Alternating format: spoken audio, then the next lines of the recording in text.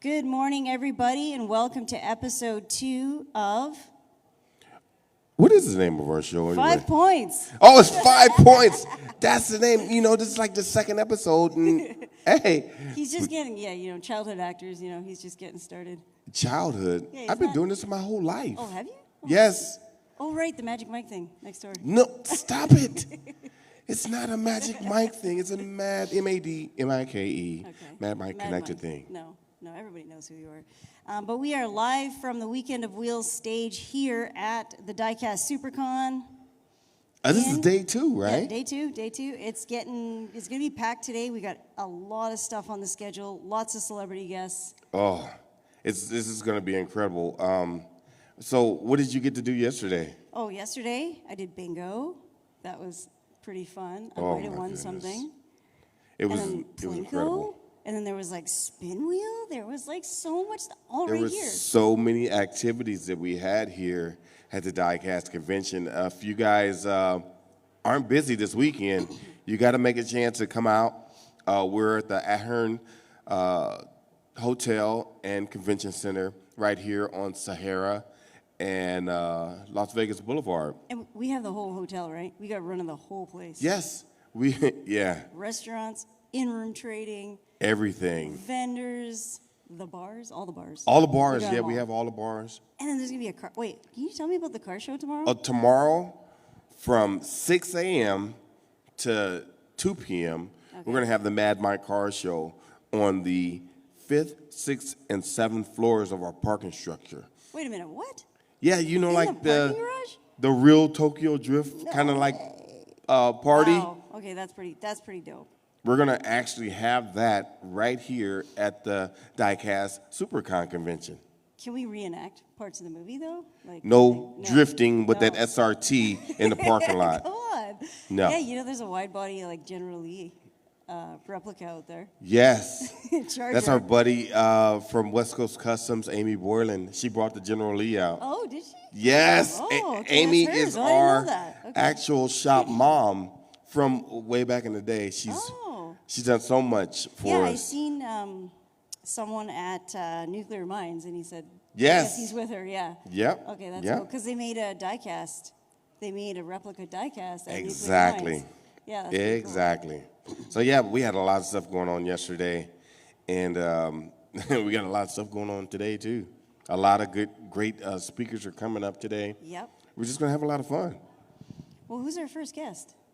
Oh, we got Mike here. Mike, you got to come and check us out. Come on up, Mike. Michael Heralda, former designer for Mattel and Matchbox.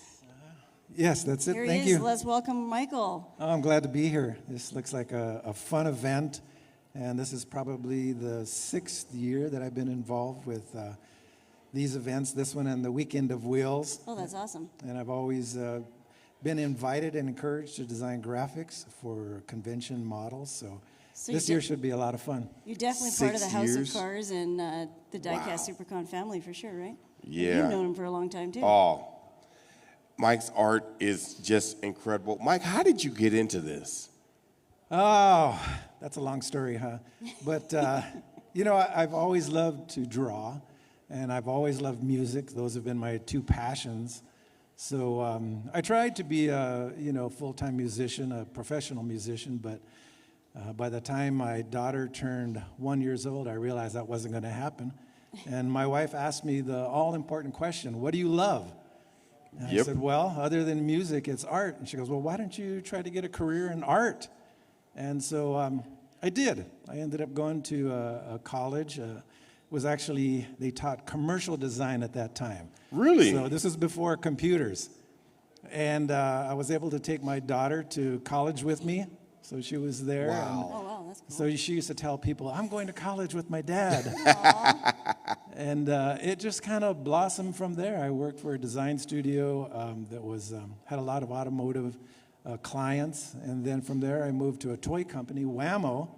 No way. Yeah, I worked at Whammo. I became the art director and worked on a bunch of fun products that my kids, as they were growing up, loved to get samples of. And What are then- some of the cool toys that you guys created at Whammo? Oh, there was, Maury Bodyboards was one of the brands. Frisbee, hacky sack, hula hoop. You Wow. actually created Hacky Sack? Well, I didn't create it, but I did the graphics and packaging design. Oh, that's pretty cool. I did a little bit of everything at Whammo. But when Mattel purchased Kransco, which was the parent company, they asked me if I wanted to come on board. And I said, yes, I want a Of job. course. And so I was the manager of the Mattel sports groups for a couple of years. But then I decided that that wasn't the right fit for me. But fortunately, the senior vice president of Boys Design, which covered all of the Wheels groups, asked me to come and speak to him, and he offered me a job as the first in-house graphic designer for Hot Wheels. Oh, wow. That Wow. was in 1997, and my very first design was the Ford Escort Rally, and that came out, first Yeah, edition, first edition, yeah, that's right, 1998. yeah. I remember that. Yeah. So that's where it started, and I worked in Hot Wheels for a number of years, and then I moved over to the Matchbox group, where I stayed until I retired in 2015. But at that time, when I retired, I held the record for the most graphic designs created and produced. So I created over 5,000 designs while I was Wow. in those two groups. That's amazing. By now, the other designers, I'm sure, have already surpassed that. But it was nice to have that title. And as a parting gift, I decided I was going to create a series of cars based on my very first design. Yeah, that'd been cool. And because I worked on both brands, I replicated those designs as a support team for that race deco. And to me, it was a bit of a play on the collectors, because at that time, collectors were very hardcore. I only collect Hot Wheels. Yeah. I only collect Matchbox. So I had to bring them together Right. to get the whole series. So it was Wow. like a rally series? Or? Yeah. Okay. And then you also did the Sunfire, right? The Eldorado Oh, Sunfire. I did a Heralda, if that's Did the one you? you're referring Okay. to. Yeah. And so here's my very first car that I Wow. designed. And First edition rally, yeah. because it was my Look very at first that. car, Ford Escort I wanted to put my name on it. And so I it's put on my there somewhere. initials, MH. But I thought, well, that's kind of blatant of me to promote myself, my very first design, so I better put my boss's name on it. And so I put Gary Swisher Motors on it. Oh, man, Swisher Motors, yeah. Yeah, and when I showed him that design, he looked at me and he goes, you know, I've worked here in the Hot Wheels brand for a number of years, and no one ever put my name on a car. Aw. He goes, so this is a treasure. And then I Wow. knew right away that it was going to get produced. Oh, yeah. And you know that today, a lot of the newer designers do that. So there's a lot of names, and they kind of do a little play on it. Yeah, but there was an incident, because I used to put all my friends' names on the cars. I put my cat's name, my dog's name, grandkids, friends. And your daughters, hopefully, too, because she went to school. Oh, with yeah. you. Yeah. So hers is on a, what vehicle is that? It's a Roger Dodger, I think, and I have a bowling theme, and it says Lila's Bowling. Oh, yes. Oh, I remember wow. that one. Yeah. I definitely do. And It's like matte black. Is it matte black? no, it's a green. I Oh, think it's a green one, green. okay. And I saw some here, so I was going to pick some up from some collectors that were selling Oh, them. that's a cool But backstory. one of the things that happened was because all the designers started putting friends' names on. Right? Yeah. And I put on a funny car, my brother-in-law's name, his nickname is Chewy. And so I put big Chewy lettering on the hood and on the sides and a really cartoon character of a Chewy guy. And it went into production, got approved by legal, went out, it was produced, it was in the stores. And then I get a call from the legal department. What? And they asked me, Michael, did you put the name Chewy on a Hot Wheels car? And I go, yeah. I said, you saw the e-sheet, you approved it. Yeah. And he goes, well, who is Chewy? And I said, well, Chewy's my brother-in-law. That's his nickname. And I wanted to, I put my family names on cars, and I Yeah. wanted to give him a car, and so I put his name on there, his nickname. And they go, okay, so it's somebody you know. And I go, yeah, it's my brother-in-law. Wow. And then he goes, okay. And I go, why are you asking me this?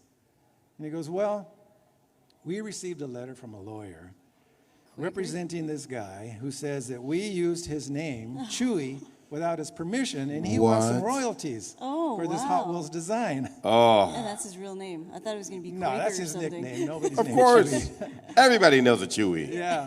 And so he said, but as long as he's your brother-in-law and you know him and it's not this guy, then, we're going to just tell him to forget it. It's not going to. Kick rocks. Yeah.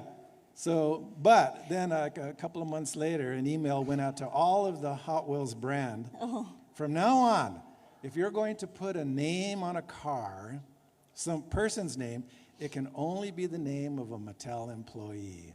Really? And so it kind of ruined it for all the designers of putting their friends on. Wow. Which I feel bad for, but it's part of the history of the die-cast cars and the funny names.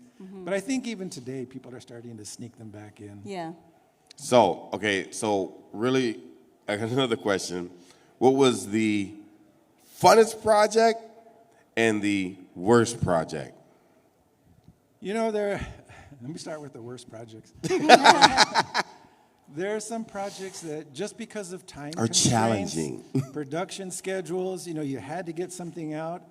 And so I would have to rush and not put, 120% into something creative, engaging, entertaining, funny.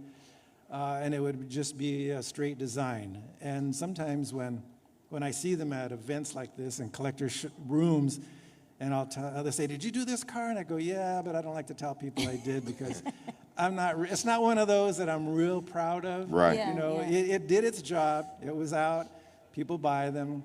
But I always like to put some form of humor, in the design. Right. I want to get it to where somebody picks up a car, they go, "Oh, I really like this model of a car, and it looks like a rally car. I want to buy it." And then the next time they look at it, they go, "Oh my God, I wonder what this is, and what does this mean?" And they start asking questions, so they're engaged. Right. Now like little they're Easter engaged eggs. with it. It's not just, I bought it, it's mine, it's on a shelf. Now they're actually playing with it. And that's my goal. I want to engage them multiple times, and every time they find something different, layers of discovery. That's what I call it. And then your funnest project? My funnest projects, those are usually the most recent ones that I've done, because everything that I've done before has led up to this, and so I learned Right. a lot along the process. For example, this year for this event, I did a Chevy Silverado with an Aztec theme that I've started probably 6 years ago, and it's been growing in popularity. So I get collectors asking me, about Wow. the Aztec design cars, where they can get them. Unfortunately, a lot of these are done with customizers, so low quantities, Right. and they sell out immediately online. This is the partnership you have with With CG. Malayan Mini Hobby? Oh, yeah, Yeah. the Malaya Mini Hobby Shop. Yeah, I ended up getting one of those Aztecs. Oh, really? Yeah. Which one did you get? Like the first Aztec truck that came out in the, You got the cool combi? no, I didn't get that one, and then the Larry Woods Camaro. Oh, yes, Yeah, yes. that's the only other one Those- that I had. Yeah, ended up Larry getting. Wood started working with them as well. And there's a couple of other designers that have recently started working with them. But they sell out so fast. Oh, yeah. They're really cool. Yeah, they'll sell out in minutes. Wow. What's the fastest car that sold out for you? Oh, yeah, somebody just recently told me that. Because, they have these downhill races. Yes. And people have told me, your car, is beat out everybody at this event. Well, I lost at the downhill racing, so yeah, I need to know that info yeah. for the next one. Oh, And there's actually some cars that race faster backwards. really? Because of the Okay, weight. Because of weight, I yeah. was going to say that. Yeah, that makes sense. But I can't recall the name of the fastest one. But there are some cars that I've done that are one-offs. And those are usually something that I take a lot of pride in. I think I mentioned it earlier, the Heralda, Yeah. El Dorado. It was supposed to be in the collector line for Hot Wheels. And then at the last minute, they had an issue with the tool, so they couldn't produce it. But I had the design already done. And so I asked a vendor who does the prototypes for Hot Wheels at that time, Bruce Schultz, if he would deco up the model for me. Ooh. And I sent him the design. He goes, "Oh, I love it." He goes, "Yeah, I'll do it." He goes, "Do you mind if I make two, one for me and one for Oh, you?" that's nice. I said, "Sure, go ahead." And so, a month later, he shows up at Mattel with this with this car. And it actually has gold foil trim on it, some black and Dayglow orange flames on Is a it, pearl white body. An 83 or like it's a Silverado? It's an Eldorado. Oh, Eldorado, okay, yeah. okay. But it's a Eldorado. collector line, so it's, it's just a beautifully made vehicle. Oh, wow, nice. And so I've had that for forever in my display case. And, many years later, I saw him at an event, and he was selling all of his collection, personal collection prototypes. What? Oh, no. And I was said, it are you there? selling the Heralda? And he goes, you know what? I never made the second one. Oh, so you And I have the said, one-of-one. oh, One of so one? I only have the Yeah. only one. He Oh, goes, "Yeah." wow. So every now and then I'll post photos of it on Instagram or Facebook. It's just a beautiful car. And right now I'm working on another one-to-one, and Lee Allen has Oh, agreed okay. to You're doing something with comp it up for me. And it's Oh, going to be a man. 124 scale. It's a Chevy Impala. Ooh. And I Wait. did the design probably 5 years ago, and I've been trying to get someone to actually produce it. And I tried contacting Greenlight because I know they do low production, Yeah. promotional cars. I never could get in touch with the guy in charge of that department. So if you're watching this, you could have had a chance to Yeah. produce Yeah, this exactly. car. Maybe Johnny Lightning. We're going to have them on the show. Oh, really? Tomorrow, so maybe Yeah. we can Well, that was my drop a plan word. to try to talk to these guys and see if I can get it done. But I'm having a one-to-one made that Lee Allen was going to help me with. Oh, Lee Allen's amazing. He was here. And, he was here yesterday. Oh, Interview he'll be yesterday. here the whole time. Yes. He's a great guy. He is. He's the one who did Very the, passionate. did my model for this event, and Wow. and I got to see all 3 versions of it last night, and it just came out Oh, beautiful. wow. And you're dropping that today sometime, or? You know what? I don't know when it's dropping. Okay, well, we're going to That's have to I gotta find out. Yes. So, what advice do you have for up-and-coming designers, people that are just getting into it, people that are just going to school or have the knack for art? What advice do you have for them? I think, when I was the first in-house graphic designer, I got to hire some of the designers that joined the Hot Wheels team. Oh, wow. And what I was always looking for was something different than what was already here. I wanted them to be completely different than what I did. So I wanted to have a variety. When I interviewed Mike Wilmot for the job. You know what? I was just going to ask you if Mike was one of your picks, because Yeah. we were supposed to have him on the show, but he's not flying in till later. But his designs are so out there. Yeah. And he's doing an Area 51 truck. Yeah. That's dropping today. Right. So, yeah, actually, I was going to ask you that because I thought, like, out of this world, that's definitely his design. Yes. And did, like, that's the exactly Halloween series what I and- saw. When I saw Yeah. his portfolio when he came in, I interviewed him. And when I saw his work, I thought, this is so different from what we're doing now. It's going to broaden the range of the variety of designs and decos. And so I was really pushing hard, to get him hired. And he came on board. And then a few years later, they kept offering me the manager position of Hot Wheels. And I didn't want it because I'd been a manager before. Right. And it took me away from designing. And so I just wanted to, let me design because that's what I love. And so I would always turn down the manager job. And then one day my boss said, well, what do you think about Mike? And I go, you know what? He's such an incredible talent. If he's interested, go for it. Let him have it. Yeah. And he took on the job. And I remember, him giving the team pep talks and trying to inspire us. And one of the things that I always remember about him is that one day he sat us all down and he said, as graphic designers, you guys are doing a great job. The collectors love what you're doing. Product is selling. He goes, but from what I see, you guys are designing really cool stuff, but it's what is current so people can relate to it. Yeah. I want you to think a little bit above that. I want you to create designs that the real world wants their cars to look like. Right. We want to lead the way. We want to Right. be the leaders in design. And that was like one of the best talks, that I remember, Yeah. working with him. Because I think like in the next few weeks, you saw the designs elevated Correct. to a higher level. And then Hot Wheels started licensing the brand, and you know, it reached out into the real world in a big way. Yes. So I mean, people even model their real cars Yeah. after a lot of the Hot Wheels and that the was designs. what he wanted us to Yeah. get to that point. We weren't just replicating what was existing. We wanted to take it to the next level that the real world hadn't seen yet. Yeah, we did a couple of TV shows. There was a TV show that I was involved with on Speed called Car Warriors, and we actually modeled the cars after Matchbox and Hot Wheels cars. yeah. Yeah, it was crazy. There you go. So it was 72-hour builds. wow. Yes, full car. We had a lot of fun. I bet a lot of craziness. Yes, yes, yes, You know, yes. and my wife, she used to call Mattel the crazy house. Because sometimes she would call me up, and there would be insanity going on. Right. It would be like a rush, you know, all of a sudden, and you hear people yelling, you hear sounds, you hear cars, you know. It would go crazy, and then it would calm down. Yep. You know, and everyone goes back to work. But I think as a creative, you need these releases every now and then. How do artists, how do you get artists to communicate with each other? I know it's super difficult. Do you yell them or poke them or? No, Or maybe make them do collabs together or work together on You know, on I've been very fortunate because almost all the collaborations I've done with customizers, they rarely tell me anything. They just say, you know, just do your thing. do your Just thing, do it. yeah. Whatever That's you nice. want. I go, well, did you have a theme in mind? Is there an event and, you know, a milestone?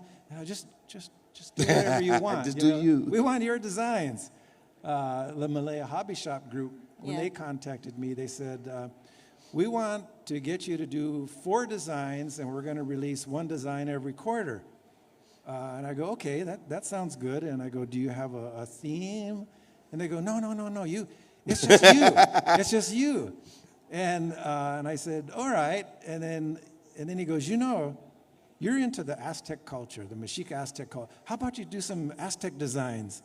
And I thought, oh my God, here I could do something without any legal department, you know, Yeah. on my back. Wow. I can do anything I want. I go, yes, all right, I'll do that. So then, you know, I have an extensive library of history books on the indigenous people of Mexico.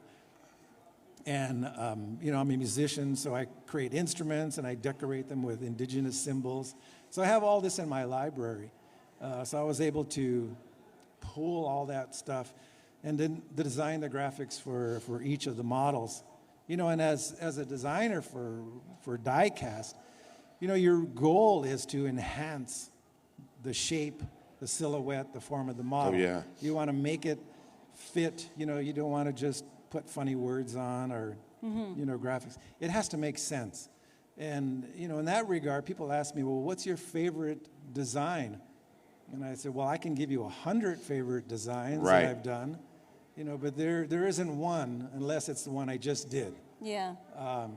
Or maybe but- memorable. Yeah, I think the ones that are memorable are things that have humor in them for me. Yeah? And I'll hide it, you know, it's those little But those Easter are like eggs. that's what I said, the little Easter eggs that you kind of find. And Yeah. That's so much fun. I mean, that's the super treasure hunts, like even just finding those, Yeah. you know, when they first came out and people didn't really know what they are. And now it's a little bit harder because everybody knows. But Right. at that time, it was kind of fun to try to find one. The treasure hunt started before I joined. I joined Mm-hmm. in '97, and so the treasure hunts had been going for a few years before Right. then. But I think in 1999 is when or 98, I took complete control of all the treasure hunts. So I did all the graphics for all the treasure hunts for about 2.5 years.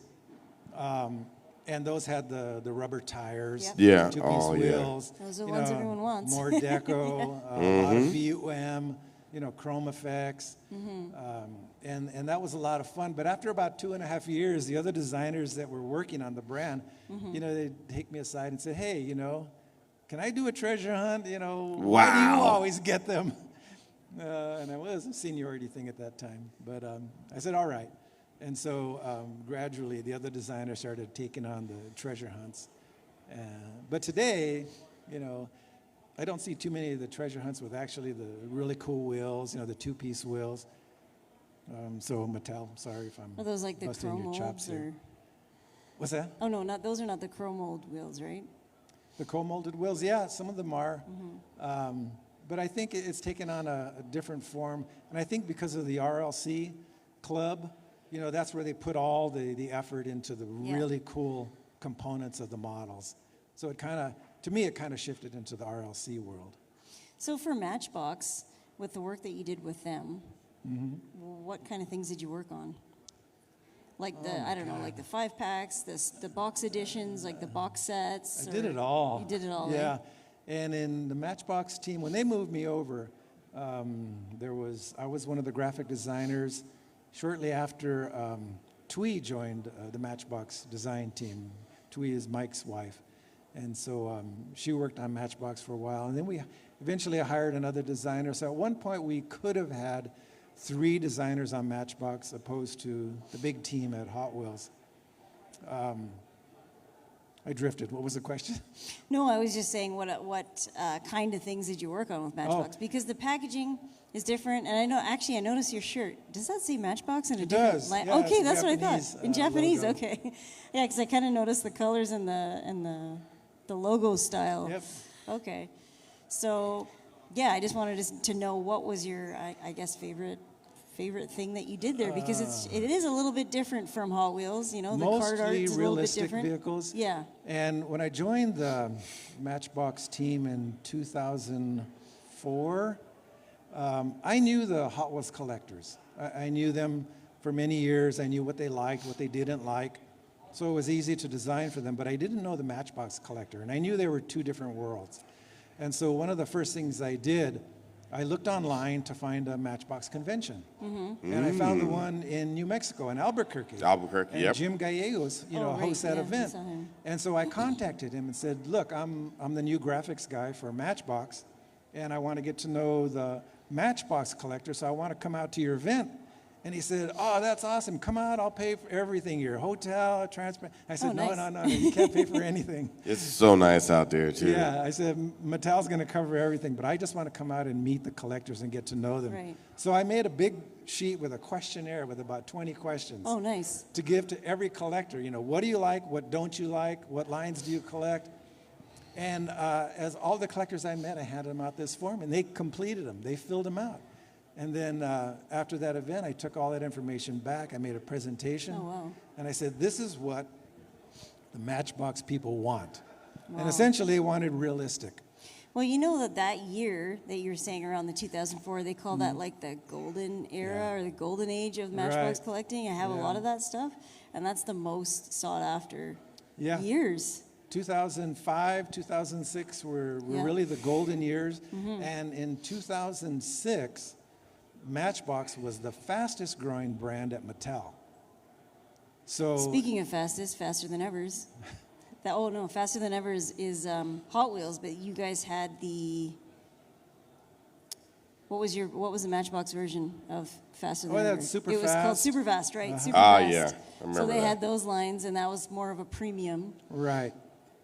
Yeah. But really, I got to work on all the different lines, and as the brand grew and we got a few more designers, then it was divvied up, which lines the people worked on. But I worked mostly on the basic 5-packs, the collector line, Lesney editions. Oh, the Lesnies, yeah, those are really cool. those. I mean, I did one whole year. I did all the Lesney editions. Well, weren't they And, originally made in England? Yes. Okay. Yeah. So you guys designed them here, and then, or was that before? That was pre. Yeah, pre-US. that was the early Yeah. years, and then that company was sold, and then eventually Mattel purchased Matchbox. When I first joined, Matchbox design team was in Mount Laurel, across the country, and so part of my initiation into Matchbox was to go meet that team, meet the designers, see what they were doing, what their design direction was. And then come back and bring the brand. They invited a few people, employees, but most of the people, they lost their jobs. But it was weird because you walk into a place and they know that you're taking their job, and so they're a little bit standoffish. But, I'm friendly with everybody, and I'm here to do a job. I want to know what you do. I want to know what you like, what you think the brand should be. And I think they opened up to that that openness and honesty, Yeah. and were able to communicate with me. That it is so was- awesome. After a few days, you know, it was a good feeling there, but those people went on to other jobs. Work other things, yeah. Yeah. And then you guys also did like the anniversary edition. So you know how we were talking about that they originally made them in England Yeah. when they were Lesney, and then there was like the 25th anniversary Right. line, which I had some of, and then there was the old world. They were like they came in these like cream colored boxes.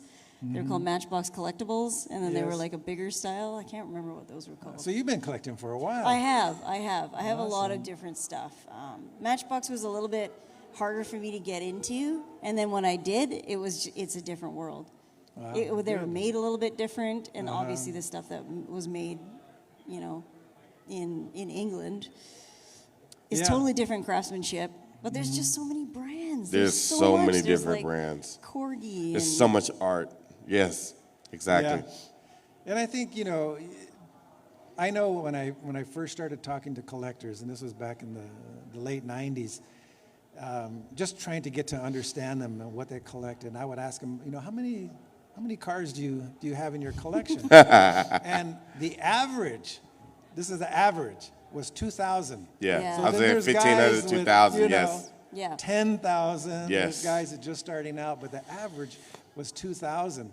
And then I can't even count how Yeah, many I have, mean, to I be designed honest. over 5,000, and people say, "Wow, you must have 5,000 cars." I go, "No." No. You kept a few prototypes, I bet, but Yeah. Yeah. Yeah. There's some things that are just so cool. yeah. Yeah. You know, and I have a studio, and my goal has been for the last few years is that if I can't have it on display in my studio, if it's in a box in a closet, Yeah, I know. then I don't need it. That's my issue. When you Yeah. have so much stuff that you just can't put it all out. Right. Yeah. And then you when- got big cars like Mike. He's got lots of big cars. Oh, You yeah. have space for. You got to have space. Yeah. And, man, just collecting big cars is so much fun. That's then- an expensive hobby. It is. Yes. And then I It work is. inside of a collection at Galpin Motors, so it's just so much. They got hundreds of collectible cars. Yeah. It's a dream come true. I've never worked a day in my life. I'm telling you. It's amazing. Well, you know, that's what they say. When you love what you do, it's not really work. Yeah. You know, so you're fortunate. Yes. Mike, we want to thank you so much for coming Yes, by, thank stopping you so by, much. Been my speaking with pleasure. us. No, Thank it's you been for awesome, inviting me. and you have done so much for the diecast hobbyist. Yes. And you've changed the diecast world. I mean, like you said, you kind of paved the way for the newer designers. So thank you for that. Yeah, well, I love what I do. Yes, there it is. And we love collecting, so Thank you. keep Everybody doing give what it you're up doing. for Mike Heralda. Thank you. All right. Thank you. Hot Pleasure having Wheels you on the and show. matchbook designer. All right. This has just been an incredible day. It is So awesome much meeting all great these people. information. I just love the stories because, you know, I started collecting and I didn't even know who designed the cars. I just started collecting the cars because I liked them. And then, like, you know, Michael was saying, you start looking into it and you're like, oh, wait a minute. This designer's going to be at this show, or this person did this casting. Like, it's Wow. amazing, honestly.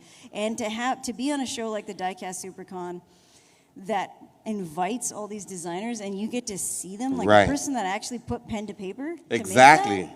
I mean, you came from like designing the bigger cars and customizing them.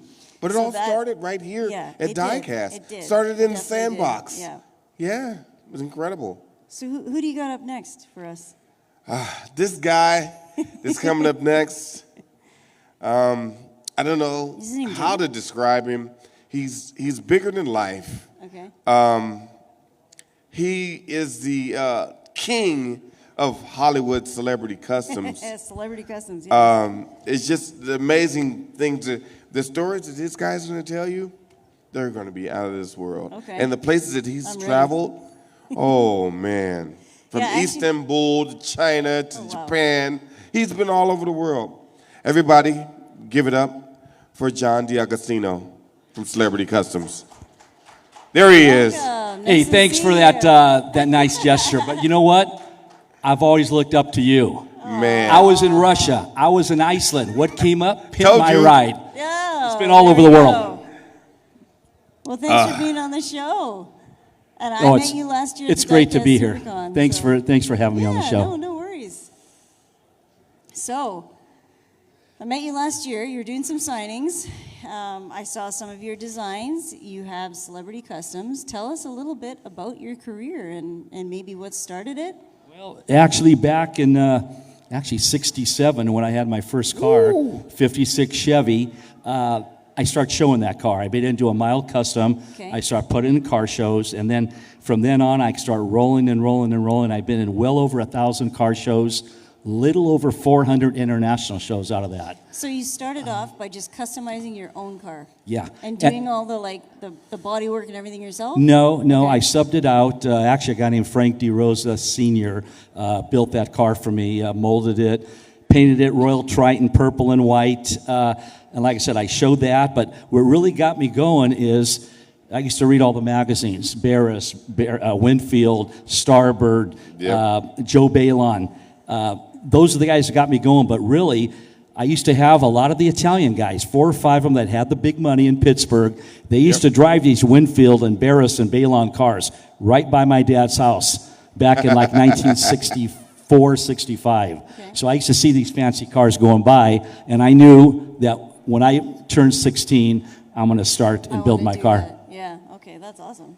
Yeah, it's just incredible. So, back in the 60s and 70s, how do you see the trend changing from then to now?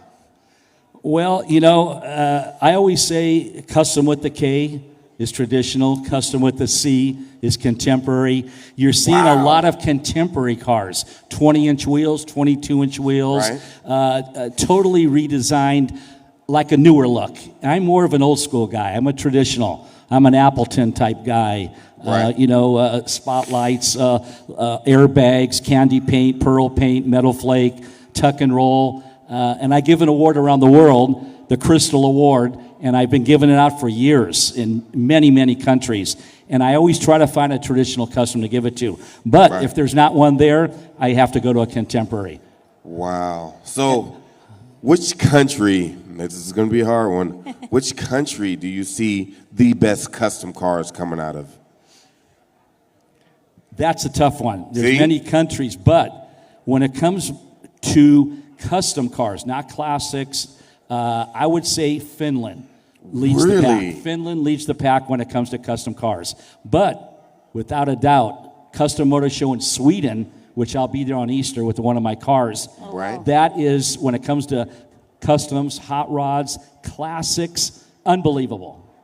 Barry Maguire's been there, Foose has been there, Winfield, Barris, on and on and on. We've all been there many times, and this year's going to be my 25th anniversary. Wow! Of the show. Congratulations! So right now I have a car it's in the container. I was just going to say, It's supposed to come the 12th of March. Supposed to be at the show. How many cars are you shipping? Just one. Oh, okay. Yeah. And I was going to say, what does that look like? Because And you of know all what? the work It's in a that you- 40-foot container, but what's really nice about it, Bernd Carlson built that Volkswagen. Remember 40 years ago called Pink Lady? It's traveling with Pink Lady. Oh, wow. It's in the same container. We're going to be doing 6 to 8 Scandinavia shows, and it all starts in Sweden at Custom Motor Show on Easter. Wow. So every month I'll be going back and forth. King's Castle.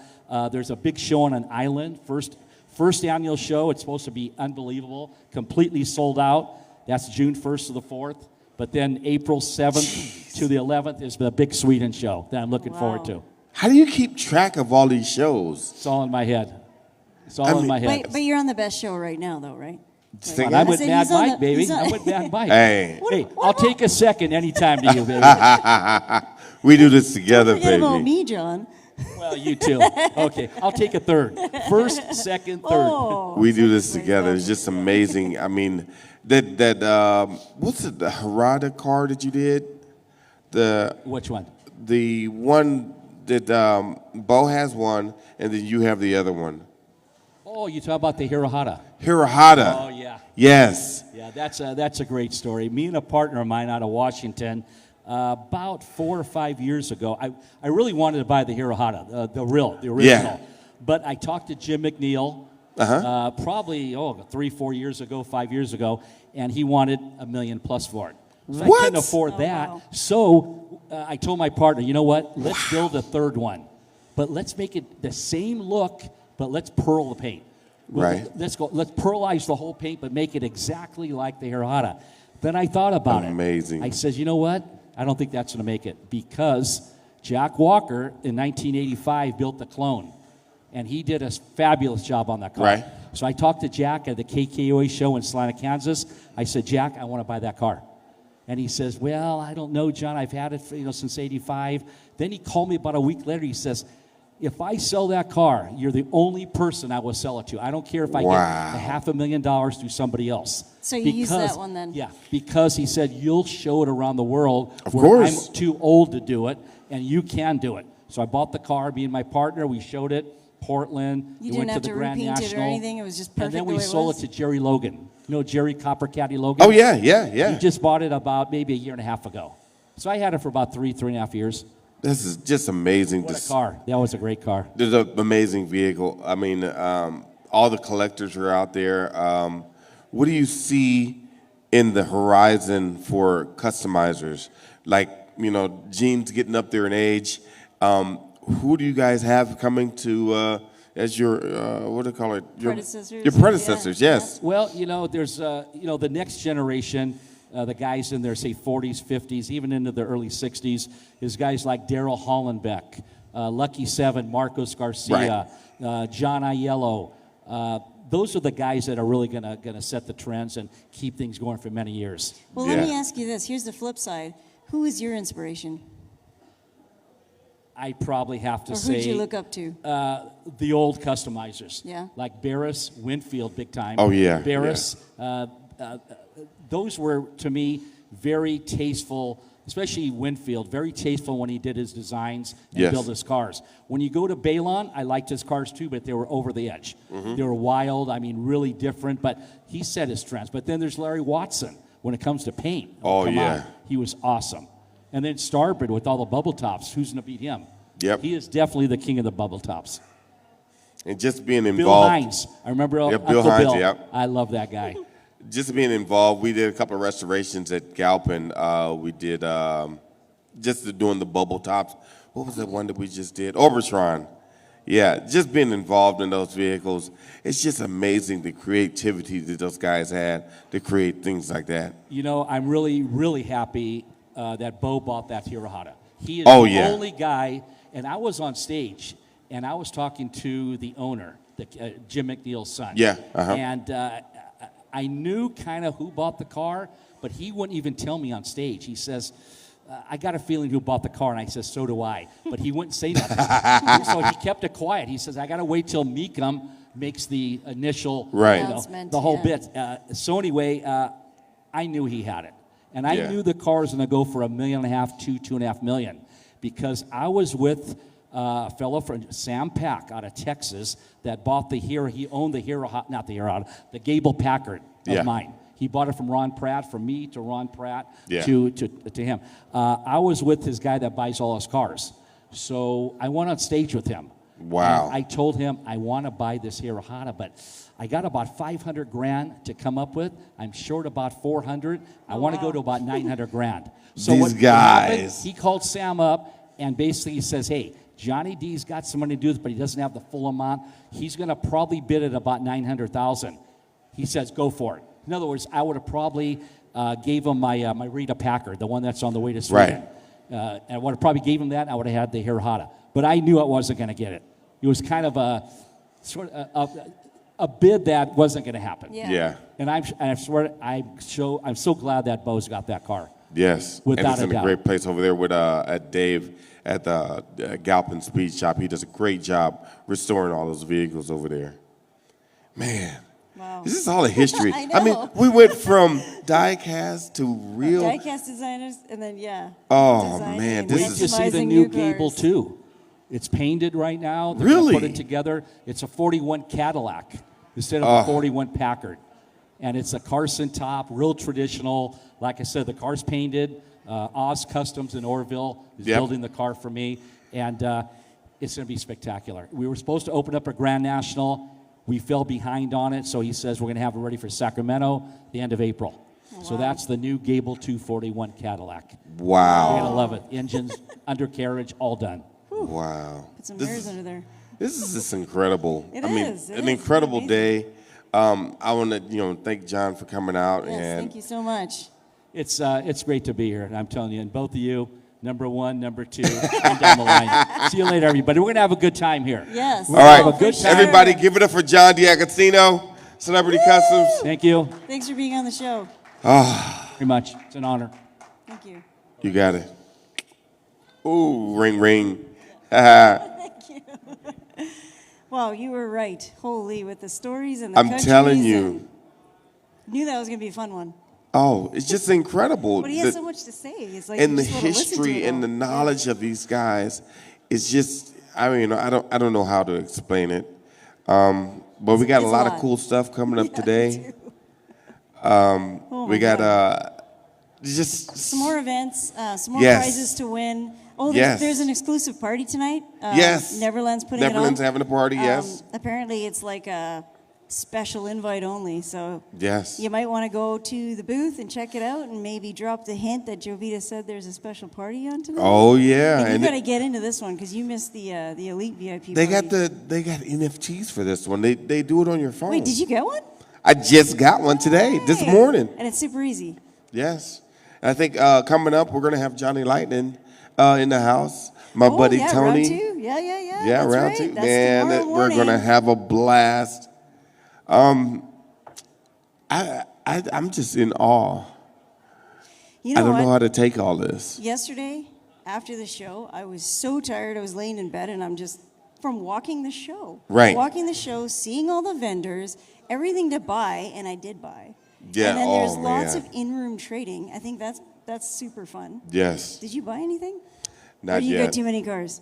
I have way too many cars, and we got Johnny Lightning coming up. Yeah. So that's tomorrow at 9. Yep. We got Tony and Mike. Yep, They're going to be on the show at 9. yep. And then this afternoon at 1 p.m. in the pit, I'm going to have Brian Benedict. Oh, Yeah, really? Matchbox and Mattel. So I'm going to have him on. And of today. course, we have the games. We have the vending machine, and we got the Plinko, all kinds of cool stuff. And we have the tomorrow's our last show too, by the way. no way. It's our finale show. Oh, we got to do something big. Oh, we do. I We think should so. do some giveaways. Oh, that's a good idea. What do you guys want? Free cars? Yeah. You guys want free cars? Look, give me the thumbs up from the guys in the audience. Yes, the free cars. Okay, we got to do something special. We'll figure that one out. Yes. But I can't wait to just get on the floor. I know. But, Let's go. okay, cool. You ready? Yes. Okay. Let's do this. Well, thank you so much, everybody. Make sure you check the schedule to see what's going on because sometimes there might be simultaneous events. Yes. Previews. You're going to probably be on the show doing some more stuff. Of course. Are you doing Plinko or anything today? Plinko, the big spin, the vending machine. We got all kind of cool stuff. Okay, awesome. Well, let's go do it. All right. Thank you so much. Thanks See for you watching, guys. guys. Mike and Jovita out.